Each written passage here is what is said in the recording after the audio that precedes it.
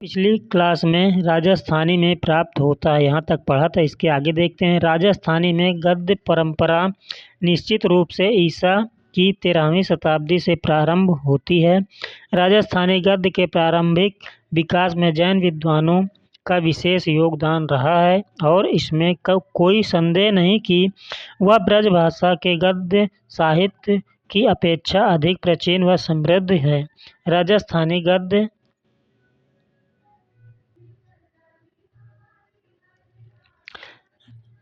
दानपत्रों, पट्टे, परवानों, सनदों, वार्ताओं और टीकाओं आदि के रूप में उपलब्ध होता है।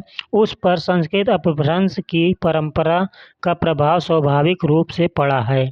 राजस्थानी की प्रमुख गद्य रचनाएं आराधना, बाल शिक्षा, टीका, जगत सुंदरी, प्रयोगमाला, अतिचार, नौकार, व्याख्यान टीका, सर्वतीर्थ नमस्कार, स्वर स्तवन, तत्व विचार प्रकरण, पृथ्वी चंद चरित्र, धनपाल कथा, तपोगच्छ गुरुवावली, अंजना सुंदरी कथा आदि हैं। ब्रजभाषा गद्य का सूत्रपात संवत 1400 विक्रमी के आसपास माना जाता है। ब्रजभाषा गद्य का प्राचीनतम रूप आचार्य रामचंद्र शुक्ल के अनुसार सन 1457 ईस्वी तक का ही उपलब्ध होता है और उन्होंने नाथपंथी योगियों के धार्मिक उपदेशों में से कुछ उद्धृत कर संवत 1400 विक्रमी के आसपास का ब्रजभाषा गद्य मान लिया है। धार्मिक और आध्यात्मिक विषयों के साथ वैद्यक मतलब चिकित्सक, ज्योतिष, इतिहास, भूगोल, गणित, धनुर्वेद, प्रश्न, शकुन आदि विषयों का प्रतिपादन ब्रजभाषा गद्य में हुआ है। ब्रजभाषा गद्य साहित्य स्थूलतः 4 वर्गों में विभक्त किया जा सकता है। पहला मौलिक, दूसरा टीकात्मक, तीसरा अनुदित और चौथा पद्य प्रधान। रचनाओं में यत्र तत्र मतलब यहाँ वहाँ प्रयुक्त टिप्पणी परक गद्य हैं।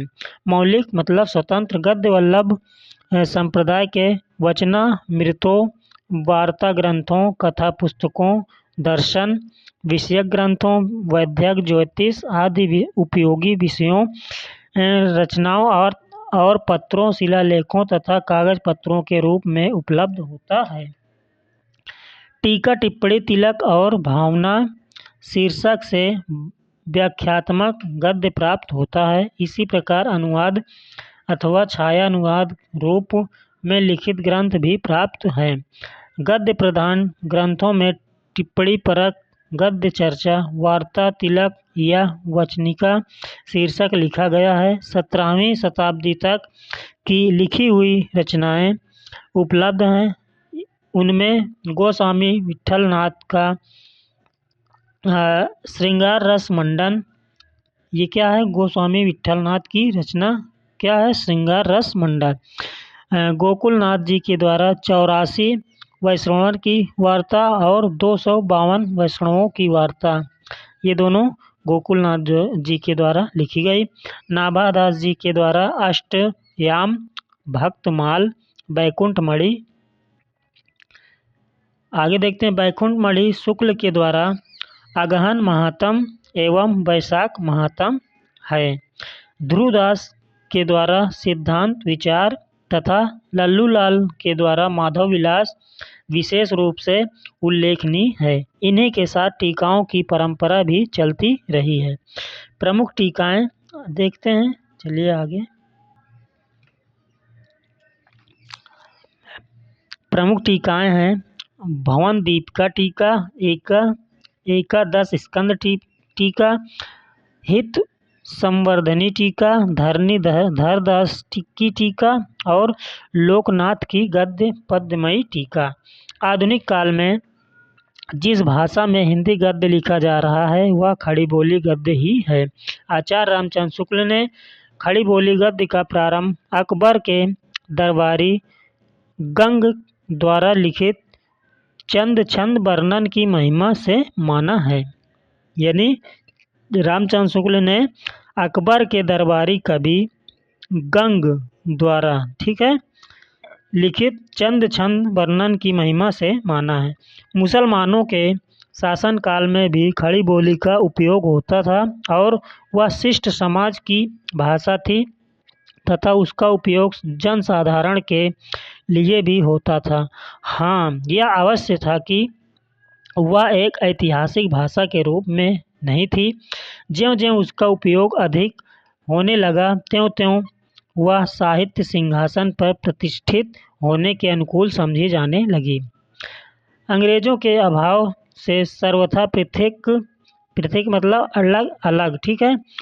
फोर्ट विलियम कॉलेज की स्थापना के पहले पटियाला के रामप्रसाद निरंजनी कृत योग वशिष्ठ यानी रामप्रसाद निरंजनी के द्वारा रचित योग वशिष्ठ सन 1741 ईस्वी में बसवा मध्य प्रदेश निवासी पंडित दौलत राम कृत जैन पद्म पुराण के भावानुवाद यानी भाव के अनुवाद में 1761 ईस्वी में जन प्रहलाद के रचना नृसिंह तापनी उपनिषद 1719 ईस्वी में तथा मथुरा नाथ शुक्ल की रचना पंचांग दर्शन 1880 में नामक ज्योतिष ग्रंथ की रचना में और इसी परंपरा में आगे चलकर मुंशी सदा सुखलाल के विष्णु पुराण यानी ये विष्णु पुराण सदा सुखलाल के द्वारा लिखा गया है के आधार पर रचित सुख सागर, ठीक है। विष्णु पुराण के आधार पर सुख सागर लिखा गया।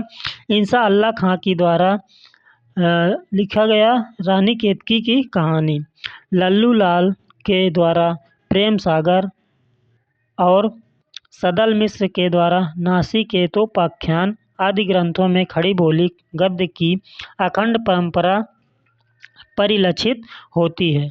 इनमें अंतिम 4 लेखकों मुंशी सदा सुखलाल, इंसा अल्लाह खां, लल्लू लाल व सदल मिश्र को विशेष स्थान प्राप्त है और इनकी कृतियां का रचना काल सन 1803 ईस्वी के लगभग माना जाता है। यानी इन सभी की रचना का माना जाता है रचना काल 1803 ईस्वी में।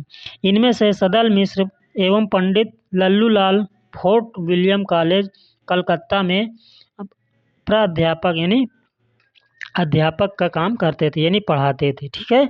जबकि इंसा अल्लाह खां लखनऊ के नवाब के दरबार में मुलाजिम थे तथा मुंशी सदा सुखलाल दिल्ली के रहने वाले थे, ठीक है। चलिए आगे देखते हैं, आगे मिलेंगे अगली